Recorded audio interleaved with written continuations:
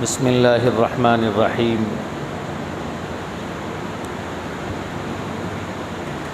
نحمده ونصلي ونسلم على رسولنا الكريم اما بعد فقد قال الله تعالى اعوذ باللہ من الشیطان الرجیم بسم اللہ الرحمن الرحیم قل یا عبادی الذین اسرفوا علی انفسهم لا تقنطوا من رحمة اللہ صدق اللہ العظیم۔ قال النبی صلی اللہ تعالی علیہ وسلم التائب من الذنب كمن لا ذنب له او كما قال علیہ الصلاة والسلام۔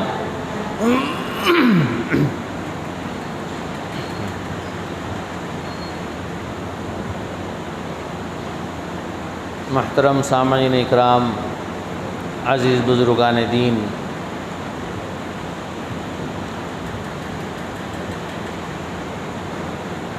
رمضان المبارک کا یہ آخری جمعہ ہے۔ اس کے بعد رمضان المبارک ختم ہو جائے گا۔ آئندہ جمعے تک جب ہم پہنچیں گے اس وقت تک رمضان ختم ہو چکا ہوگا۔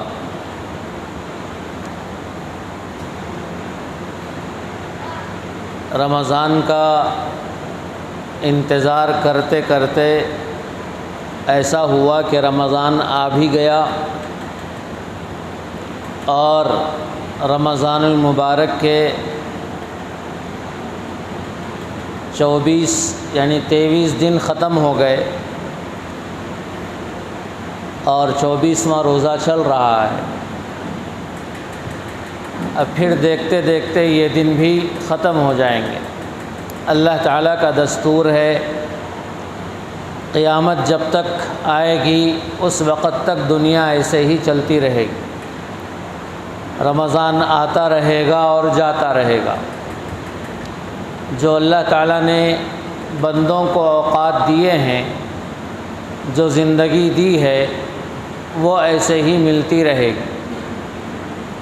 دستور کے مطابق صبح کو سورج نکلے گا، شام کو ڈوبے گا، دن آئے گا، رات چلی جائے گی، رات آئے گی، دن چلا جائے گا۔ یہ دستور ایسا ہی چلتا رہتا ہے قیامت تک۔ اب یہ اوقات اور یہ مواقع جن بندوں کو ملتے ہیں اور جو قدردان ہیں وہ قدر کر لیتے ہیں، اور جو قدر کی نگاہ سے نہیں دیکھتے ان فرصت کے موقعوں کو اور اللہ کی طرف سے دیے گئے ان لمحوں کو، تو پھر انہیں ایک نہیں اگر 1000 رمضان بھی مل جائیں تو کوئی فائدہ نہیں۔ اگر کوئی قدردان ہے اسے ایک لمحہ بھی اگر مل جائے تو اس ایک لمحے کو بھی وہ قیمتی بنا سکتا ہے۔ اللہ کی طرف سے رحمت کا جو موقع ملتا ہے وہ ایک بار نہیں، زندگی میں کروڑوں بار ملتا ہے، ہر لمحہ ملتا ہے، لیکن کوئی اس کی قدر کرتا ہے اور کوئی اس کی قدر نہیں کرتا ہے۔ رمضان میں اگر قدر کر لے تو واقعی وہ شخص کامیاب ہے، اگر کسی نے قدر نہیں کی تو وہ ناکام ہے، بلکہ اللہ رب العزت کی طرف سے وہ شخص بد نصیب ہے۔ بد نصیب یعنی وہ ہلاک ہے، وہ شخص برباد ہے۔ وہ شخص حضرت جبرائیل کی بد دعا ہے اور نبی پاک صلی اللہ علیہ وسلم کی اس بد دعا پر آمین ہے کہ جس نے رمضان کا مہینہ پایا اور اس نے اپنی مغفرت نہیں کروا لی تو پھر وہ شخص ہلاک ہے، وہ شخص برباد۔ تو رمضان المبارک کا آخری موقع، آخری دن چل رہے ہیں، اور رمضان جو امت کو عطا کیا گیا ہے وہ عطا کرنے کا بنیادی مقصد لعلکم تتقون ہمارے دل کی صفائی ہے، ہمارے دل کی صفائی ہے، یا یوں کہہ لیجئے کہ سروسنگ ہے۔ سال بھر بندہ رہتا ہے، اس سال کے اندر 11 مہینے کے اندر اونچ نیچ بندے سے ہوتی رہتی ہے، ماحول کے لحاظ سے اور صحبتوں کے لحاظ سے، دوست احباب کے لحاظ سے اس کے دل پہ فرق پڑ جاتا ہے۔ دل میں اللہ کی یاد کے اعتبار سے کمی آ جاتی ہے، یا پھر نمازوں کی کوتاہی آ جاتی ہے، یا اور دوسری چیزوں کے اعتبار سے کمی کوتاہی ہو جاتی ہے، تو اس کمی کوتاہی کو دور کرنے کے لیے اللہ تعالیٰ نے یہ مہینہ عطا فرمایا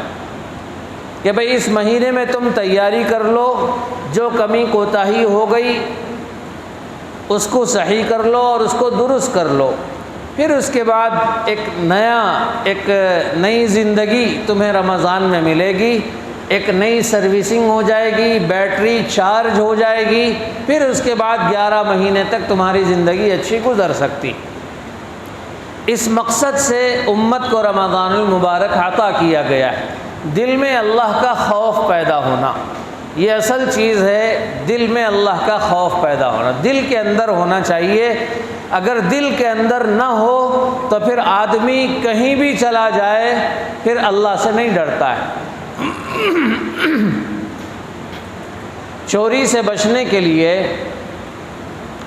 لوگوں نے واچ مین رکھ لیا کہ بھئی واچ مین ہے، نگران ہے۔ گھر میں کتا بھی پال لیا کہ بھئی اگر کوئی چور آ جائے تو وہ دیکھ لے گا یا شور مچائے گا یا اسے پکڑ لے گا۔ پھر اور ترقی کر لی دنیا تو لوگوں نے کیمرے لگا دیے، کیمروں کے بعد سینسر لگا دیے، پھر لاک بڑھا دیے، اس کے اندر قفل لگا دیا کرتے تھے، قفل سے ہٹ کے پھر ڈیجیٹل لاک لگنے لگا، پھر فنگر پرنٹ کا لاک لگنے لگا۔ نہ جانے جتنی ترقی بڑھتی گئی، لوگوں نے حفاظت کے لیے اتنا سامان مہیا کرنا شروع کیا، واچ مین بھی رکھ لیا، کیمرے بھی لگا لیے، سینسر بھی لگا لیے، لاک بھی لگا لیا، جو کچھ ہو سکتا تھا لگا لیا۔ لیکن اتنا سب کچھ کرنے کے باوجود بھی کیا چوریاں رکی ہیں دنیا کے اندر؟ جتنی ترقی حفاظت کرنے والوں نے کی، چوروں نے اتنی ترقی کی، اور ہر لاک کا توڑ ان لوگوں نے نکال لیا، ہر پاسورڈ کو ان لوگوں نے ریکور کرنا شروع کر دیا، پاسورڈ کو کریک کرنا شروع کر دیا، توڑنا شروع کر دیا۔ تو یہ دنیا کی ترقی ہے کہ جتنا انسان ترقی کرتا ہے ظاہری اعتبار سے اس کا توڑ کوئی نہ کوئی نکال لیتا ہے، لیکن اگر دل کے اندر ترقی ہو جائے اور دل کے اندر اللہ رب العزت کا لاک لگ جائے تو اس کو اگر تجوری پہ بٹھا دیا جائے تو وہ اپنے آپ کو ہلاک کر لے گا، لیکن چوری نہیں کرے گا۔ اس کے جیب میں اگر پیسے رکھ دیے جائیں اور اس کے ہاتھ میں پیسے دے دیے جائیں کہ بھئی اس جگہ سے اس جگہ تم لے جاؤ، اور اس کے پاس کوئی موبائل نہیں ہے، کوئی سیکورٹی نہیں ہے، اور کوئی اس کیمرہ لگا ہوا نہیں ہے، کوئی سینسر نہیں ہے، چپ لگا ہوا بھی کچھ نہیں ہے، لیکن دل میں اللہ کا خوف ہے، اللہ کا ڈر ہے، تو پھر وہ اپنے پاس ساری سہولتیں ہوتے ہوئے، اس کے پاس بھاگنے کا چانس بھی ہے، اس کے پاس پیسے چھپانے کا چانس بھی ہے، اس کے پاس سب کچھ ہے، لیکن اس کے باوجود بھی وہ چوری سے بچ جاتا ہے، وہ چوری کرنے سے ڈرتا ہے۔ کیوں؟ اس لیے کہ دل اس کا بنا ہوا ہے، ظاہری چیزیں اس کے پاس کوئی اہمیت نہیں رکھتی، اس کا دل بنا ہوا ہے تو وہ چوری سے رک گیا اور وہ چوری سے ڈر گیا۔ جیسے بندہ روزے میں ڈرتا ہے اللہ رب العزت سے، روزہ توڑنے کے لیے اس کے پاس سب کچھ موجود ہے، پیاس لگ رہی ہے، تڑپ رہا ہے، صبح اٹھا، گھر سے نکلا، مارکیٹ کو گیا، کام کیا، اور جو کچھ محنت کر سکتا تھا کیا، اور جب واپس لوٹا تو وہ دھوپ میں لوٹ رہا ہے اور اسے روزہ لگ رہا ہے، حلق اس کا سوکھ رہا ہے، اور چکر بھی اسے آ رہی ہے، لیکن اس کے باوجود بھی وہ گھر میں تنے تنہا ہوتے ہوئے، اکیلے ہوتے ہوئے ایک لقمہ یا ایک گھونٹ پانی، ایک قطرہ پانی بھی وہ اپنے حلق میں نہیں اتارتا، دھوکے سے بھی نہیں اتارتا۔ کلی کرتے ہوئے بھی اتنا ڈر کے کلی کرتا ہے کہ کہیں پانی حلق میں نہ چلا جائے۔ یہ کیا ہے؟ یہ وہی ہے تقوی، لعلکم تتقون، کہ بندہ اللہ رب العزت سے ڈرتا ہے اور دل سے ڈرتا ہے، اسے دنیا کی کوئی پرواہ نہیں، کون دیکھ رہا ہے کون نہیں دیکھ رہا ہے، کیا کر رہا ہے، اسے کوئی پرواہ نہیں۔ تو یہ جو خوف روزے کے اندر بندے کے دل میں پیدا ہوا ہے، اللہ تعالیٰ چاہتے ہیں کہ یہ خوف تمہاری پوری زندگی میں پیدا ہو، یہی ڈر تمہاری پوری زندگی میں پیدا ہو۔ جب تم اندھیرے میں گناہ کرنے کا ارادہ کرو تو تمہارے دل میں یہ خوف آ جائے، یہ ڈر آ جائے کہ اللہ تعالیٰ دیکھ رہے ہیں۔ جب تم کسی کو دھوکہ دینے لگو تو تمہارے دل میں یہ خوف آ جائے کہ اللہ تعالیٰ دیکھ رہے ہیں، اللہ تعالیٰ دیکھ رہے ہیں اور اللہ تعالیٰ پکڑ کرنے والے ہیں۔ تو یہ خوف اور یہ ڈر جب دل میں پیدا ہو جائے گا تو سمجھ جائیے کہ ہمارا رمضان کامیاب ہو گیا اور ہمیں رمضان جو ملا ہے اس کا مقصد مکمل ہو گیا۔ اگر یہ خوف نہیں پیدا ہوا، یہ فکر نہیں پیدا ہوئی، تو پھر میرے دوستو رمضان ایک نہیں سینکڑوں بار آئے گا، چلا جائے گا۔ اب تک زندگی میں ہمارے کسی کے 50 مرتبہ آ گیا، کسی کے 60 مرتبہ آ گیا، اور پتہ نہیں کتنے مرتبہ آئے گا اور چلا جائے گا۔ یہ تو دستور ہے، آئے گا چلا جائے گا، لیکن اس سے ہم نے کتنا فائدہ اٹھایا، یہ ہمیں اصل دیکھنے کی چیز ہے کہ ہم نے اس سے کتنا فائدہ اٹھایا۔ میرے دوستو رمضان کے آخری دنوں میں نبی کریم صلی اللہ تعالی علیہ وسلم عبادت میں بہت زیادہ اہتمام کیا کرتے تھے، سارا رمضان عبادت کرتے تھے، لیکن جب رمضان قریب یعنی بالکل ختم کے قریب ہوتا تھا تو عبادت میں اور اضافہ ہو جاتا تھا،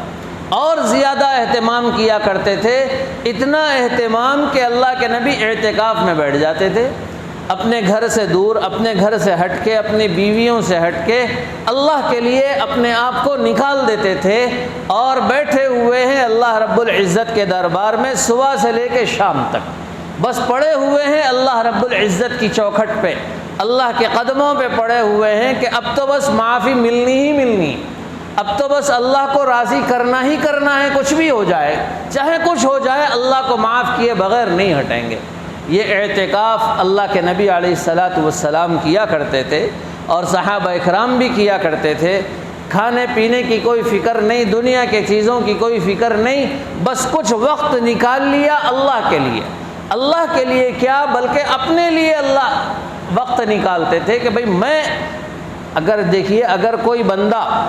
اللہ کے پاس نہ جائے تو کیا اللہ کی شان میں کوئی فرق پڑے گا؟ کوئی فرق نہیں پڑے گا۔ اگر پوری دنیا مل کے اللہ کی نافرمانی کر لے، اللہ رب العزت کی شان میں کوئی فرق نہیں پڑے گا، کوئی فرق نہیں پڑے گا۔ یہ تو ہمارے لیے ضروری ہے کہ ہم نکالیں وقت اور اللہ کے سامنے بیٹھ جائیں، اس کی ضرورت ہمیں ہے کہ بندے کو ضرورت ہے کہ ہم اللہ کے سامنے کتنی دیر بیٹھتے ہیں۔ میرے دوستو ہمیں دنیا کے لیے وقت بہت زیادہ ہے، کاروبار کے لیے بھی وقت ہے، بیوی بچوں کے لیے بھی وقت ہے، اور ٹائم پاس کے لیے بھی وقت ہے، دوست احباب کے لیے بھی وقت ہے، گپ شپ مارنے کے لیے وقت ہے۔ اگر وقت نہیں ہے تو ہمارے پاس قرآن پڑھنے کے لیے وقت نہیں، ہمارے پاس اللہ کی عبادت کرنے کے لیے وقت نہیں۔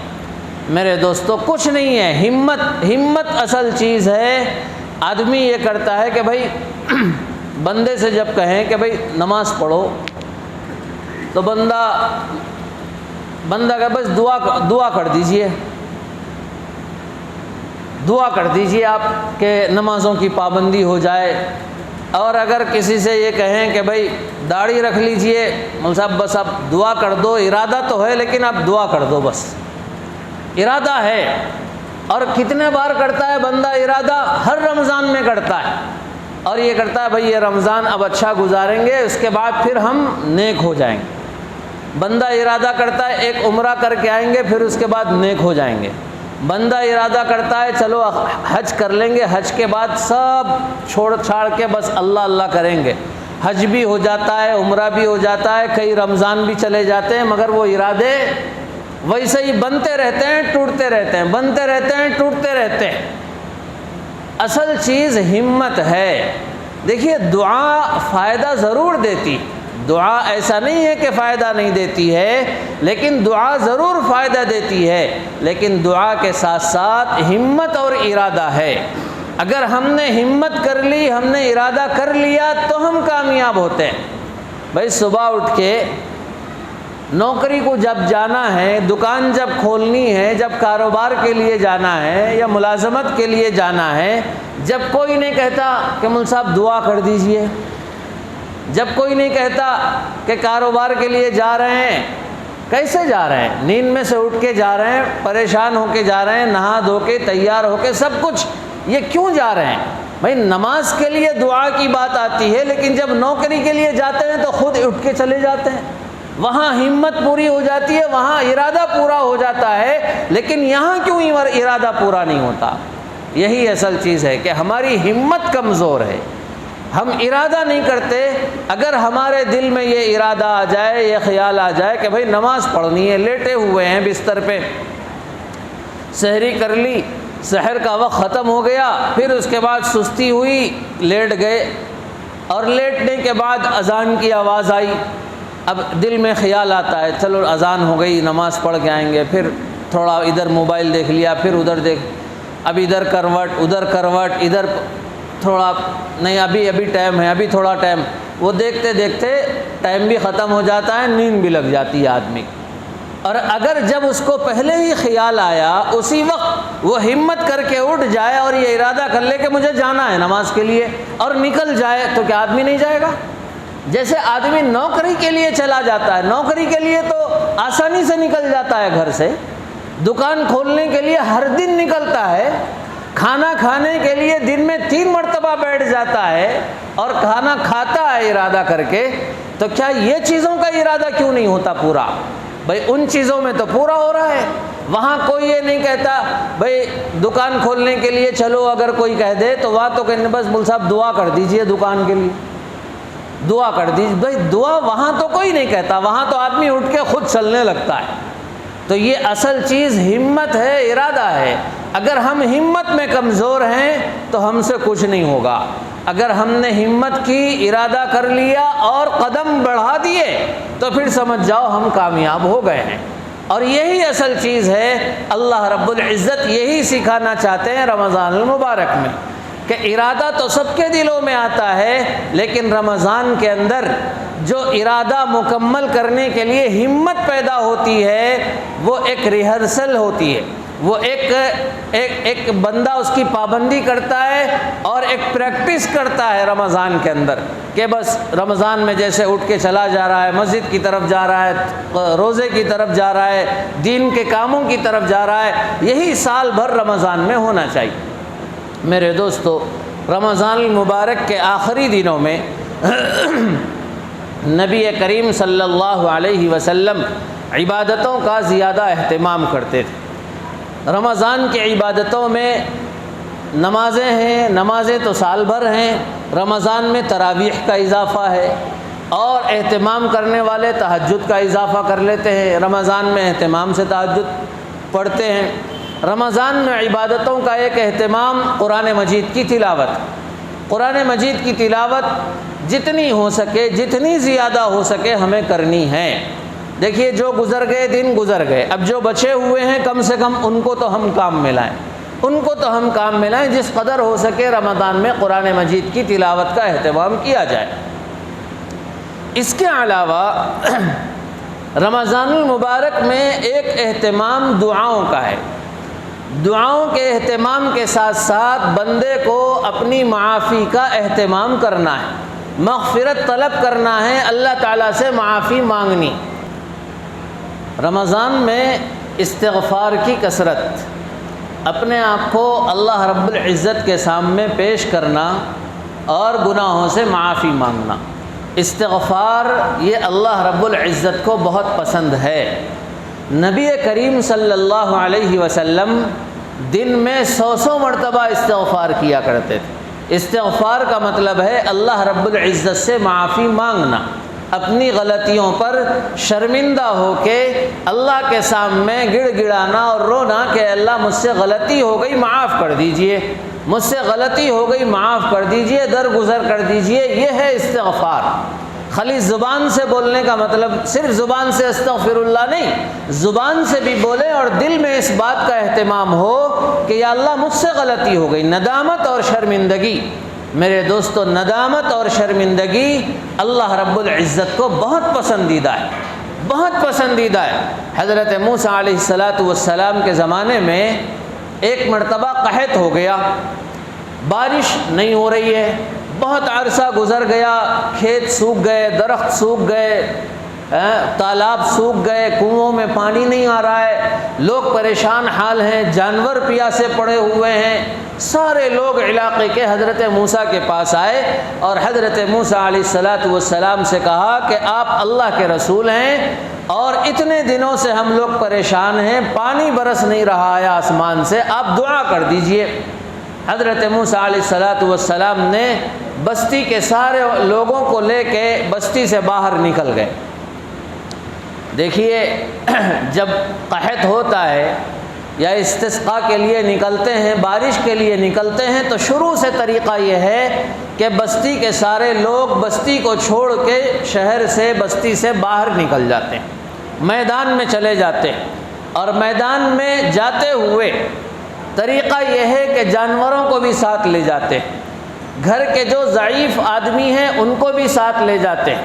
اور جو ہینڈی کیپ اپاہج لوگ ہیں، جو لنگڑے لولے لوگ ہیں، ان کو بھی ساتھ لے جاتے ہیں۔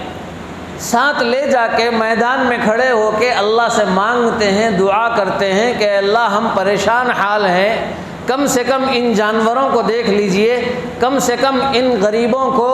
ان ضعیفوں کو، ان کمزوروں کو، ان لنگڑوں کو دیکھ لیجئے، کم سے کم ان پہ رحم کھا کے ہم پہ بارش نازل کیجیے۔ یہ دعا کرنے کا طریقہ ہوتا تھا۔ اللہ کے نبی علیہ السلام بھی ایسے ہی کیا کرتے۔ تو حضرت موسیٰ علیہ السلام بستی کے باہر گئے اور سارے لوگوں کو وہاں جمع کیا، اور جمع کر کے جتنے بھی تھے سب کے سامنے اللہ رب العزت کے لیے، اللہ رب العزت سے مانگا، دعا کی، اور خوب دعا کی، رو رو کے دعا کی کہ یا اللہ اتنے دن ہو گئے بارش نہیں ہو رہی، رحم فرمائیے، عافیت فرمائیے۔ حضرت موسیٰ علیہ السلام کو حضرت موسیٰ علیہ السلام نے دیکھا کہ کوئی جواب نہیں ملتا اللہ کی طرف سے، کوئی بارش نازل نہیں ہوتی۔ حضرت موسیٰ نے دعا کی، خوب دعا کی، آخر میں روایت میں آتا ہے کہ حضرت موسیٰ علیہ السلام نے پھر آخری نبی کے وسیلے سے بھی دعا مانگی کہ اے اللہ، آپ کے جو آخری نبی تشریف لانے والے ہیں، کم سے کم ان کے نام پہ تو ہمیں برسا دیجئے، ہمیں سیراب کر دیجئے۔ اس کے بعد اللہ کی طرف سے جواب آیا کہ موسیٰ دیکھو، ایک بات ہے، میں اس لیے بارش نازل نہیں کر رہا ہوں کہ تمہارے مجمع میں ایک آدمی ایسا ہے جو 40 سال سے میری نافرمانی کر رہا ہے، 40 سال سے میری نافرمانی کر رہا ہے، اور نافرمانی پہ نافرمانی، بلکہ مقابلہ کر رہا ہے مجھ سے نافرمانی کرتے۔ دیکھیے، جان بوجھ کے اگر غلطی ہو جائے اور بندے کو دل میں ندامت آ جائے اور توبہ کر لے، اللہ تعالیٰ قبول کر لیتے ہیں، لیکن جو گناہ پہ گناہ کرتا ہے اور ڈھٹائی کے ساتھ کرتا ہے، اور اس کو یہ احساس بھی نہیں ہوتا کہ میں گناہ کر رہا ہوں، اور وہ گناہ پہ شرمندہ بھی نہیں ہوتا ہے، تو پھر اللہ رب العزت کی پکڑ بہت خطرناک، اسے کبھی نہ کبھی ایسے دبوچ لیتے ہیں کہ پھر اسے واپس جانے کا کوئی راستہ نہیں ملتا۔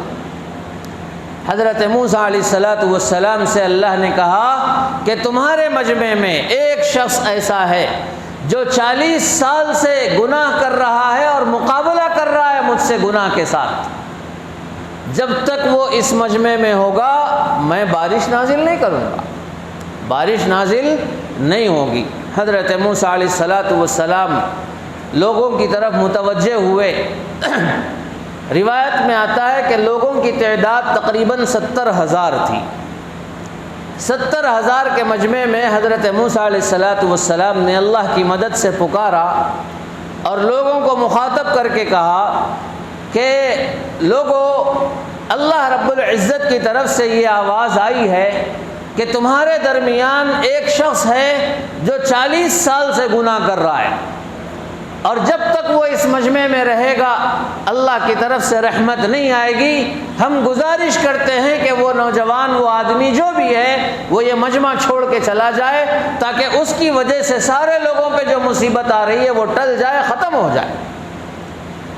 حضرت موسیٰ علیہ السلام نے یہ آواز لگائی،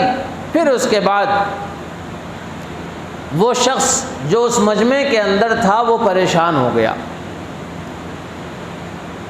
وہ دل میں سوچنے لگا، اگر میں اٹھ کے جاتا ہوں تو لوگ مجھے دیکھیں گے، لوگوں کی نگاہیں میری طرف اٹھیں گی اور لوگ تھوکیں گے میرے اوپر کہ تو ہے کمبخت، تیری وجہ سے ہم پہ مصیبت آئی ہوئی ہے، تو غلطیاں کر رہا ہے، گناہ کر رہا ہے، اور میں رسوا ہو جاؤں گا میری بستی کے اندر، میں میرے شہر میں رسوا ہو جاؤں گا اور میں پریشان ہو جاؤں گا، اور میرا کوئی ٹھکانہ نہیں رہے گا، اس کے بعد مجھے کوئی آنے نہیں دے گا بستی کے اندر۔ وہ اسی طریقے سے سوچتا رہا، اور پھر دل میں اس نے اللہ رب العزت سے معافی مانگی کہ اے اللہ، میں 40 سال سے گناہ کر رہا ہوں، لیکن تو نے میرے اس گناہ کو لوگوں کے سامنے ظاہر نہیں کیا۔ 40 سال سے میں تیرا گنہگار بندہ، لیکن اگر تو چاہتا تو میری رسوائی کر دیتا، بہت پہلے کر دیتا، اور ابھی تک بھی میری رسوائی کو تو نے بچایا ہوا ہے اور میرے نام کو چھپایا ہوا ہے۔ اب اگر میں اس مجمع سے نکل کے جاتا ہوں تو پھر میری رسوائی ہو جائے گی، اور اگر نہیں نکلتا ہوں تو میری وجہ سے یہ لوگ محروم ہو جائیں گے، ان کو بارش نہیں ملے گی، لہذا اب مجھے کوئی راستہ نہیں ہے، بس ایک راستہ ہے کہ بس تیرے سامنے دونوں ہاتھ جوڑتا ہوں کہ مجھے معاف کر دے، آئندہ غلطی نہیں کروں، آئندہ گناہ نہیں کروں گا، بس میں استغفار کرتا ہوں، میری مغفرت کر دے، مجھے معاف کر دے۔ دل میں اس نے معافی مانگ لی۔ ادھر بس اللہ رب العزت کی طرف سے حکم ہوا، بادل آئے اور برسنے لگا، خوب بارش ہونے لگی، خوب بارش ہونے لگی۔ حضرت موسیٰ علیہ السلام نے اللہ رب العزت سے کہا کہ یا اللہ، مجمع میں سے تو کوئی نہیں نکلا، مجمع میں سے تو کوئی نہیں گیا اور بارش نازل ہو گئی۔ آپ نے کہا تھا کہ ایک گنہگار ہے جس کی وجہ سے بارش نازل نہیں ہو رہی تھی۔ حضرت موسیٰ علیہ السلام سے اللہ نے کہا کہ دیکھو موسیٰ، کہ جو بندہ گنہگار تھا اس نے دل میں معافی مانگی مجھ سے اور میں نے معاف کر دیا، لہذا اب میں بارش نازل کر رہا ہوں۔ اس نے مجھ سے توبہ کر لی، مجھ سے معافی مانگ لی، لہذا قبول ہو گیا اور توبہ کر لی۔ حضرت موسیٰ نے کہا کہ اے اللہ، کم سے کم اتنا تو بتا دیجئے کہ وہ کون ہے جس کی توبہ قبول ہوئی، اتنا تو بتا دیجئے۔ اللہ رب العزت نے کہا موسیٰ، 40 سال سے میں نے اس کے نام کو چھپایا ہے، اب جب وہ میرا ولی بن چکا ہے، اب جب وہ میرا نیک بن چکا ہے، تو گنہگار ہوتے ہوئے میں نے اس کو چھپایا، تو نیک بننے کے بعد میں کیسے اس کو ظاہر کروں گا؟ اب میں کیسے اس کے نام کا افشا کروں گا، اس کے راز کو ظاہر کروں گا؟ یہ ہے توبہ، یہ ہے اللہ رب العزت سے استغفار۔ میرے دوستو، جو بندہ جتنا گناہوں میں پڑا ہوا ہوتا ہے، اللہ رب العزت کی اس کو بہت فکر ہوتی ہے، اس کی چھوٹی سی توبہ اللہ قبول کر لیتے ہیں۔ بس چھوٹی سی دل میں ندامت آ جائے اور دل کے اندر ایک فکر ہو جائے کہ بھائی بس مجھے توبہ کرنی ہے اور گناہ سے بچنا ہے، اللہ ضرور قبول کر لیں گے۔